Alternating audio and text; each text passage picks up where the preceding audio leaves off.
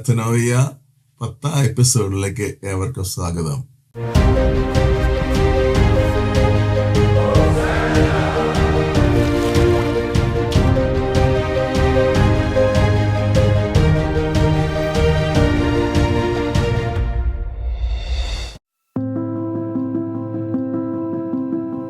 സമീകൃത ആഹാരം. മത്തായി 4:3 മുതൽ 4 വരെ വാക്യങ്ങൾ. പ്രലോഭകൻ യേശുവിനെ സമീപിച്ചു പറഞ്ഞു, നീ ദൈവപുത്രനാണെങ്കിൽ ഈ കല്ലുകളോട് അപ്പമാകാൻ കൽപ്പിക്കുക. യേശു പ്രതിവചിച്ചു, മനുഷ്യൻ അപ്പം കൊണ്ട് മാത്രമല്ല ദൈവത്തിന്റെ വായിൽ നിന്നുന്ന വചനം കൊണ്ടും കൂടിയാണ് ജീവിക്കുന്നത്. ദൈവവചനം ആഹാരമാക്കാനുള്ള യേശുവിന്റെ നിർദ്ദേശം വളരെ യുക്തിഭദ്രമല്ലേ? കാരണം ശരീരത്തെക്കാൾ പ്രധാനപ്പെട്ട ആത്മാവിന്റെ ആഹാരമാണ് ദൈവവചനം. വചനം ഭക്ഷിക്കാതിരുന്നാൽ നാം വളരുന്നത് ജഡികരായിട്ടായിരിക്കും. റോമാലേഖനം 8:3 അപ്പോസ്തലൻ പറയുകയാണ്, ജഡികരായി ജീവിച്ചാൽ നിങ്ങൾ തീർച്ചയായും മരിക്കും. ദൈവവചനമാണ് അതിനുള്ള മറുമരുന്ന്, ആന്റിഡോട്ട്.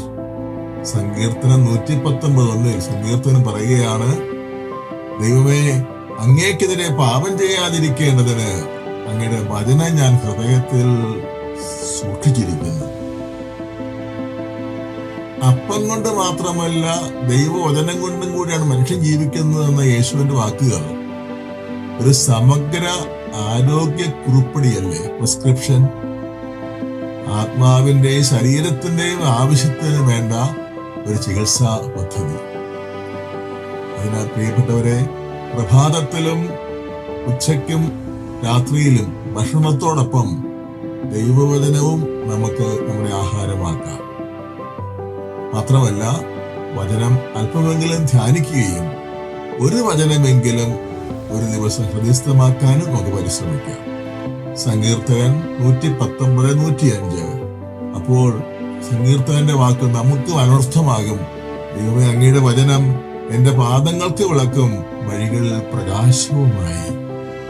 യെരമ്യാ പ്രവാചകന്റെ അനുഭവം ഈ നോമ്പ് കാലത്ത് നമുക്കും ഉണ്ടാകട്ടെ. യെരമ്യാ 15:16. അങ്ങയുടെ വചനങ്ങൾ കണ്ടെത്തിയപ്പോൾ ഞാൻ അവ ഭക്ഷിച്ചു, അവ എനിക്ക് ആനന്ദാമൃതമായി, എന്റെ ഹൃദയത്തിന് സന്തോഷവും. ആമേൻ. ദൈവത്തിന് സ്തുതി.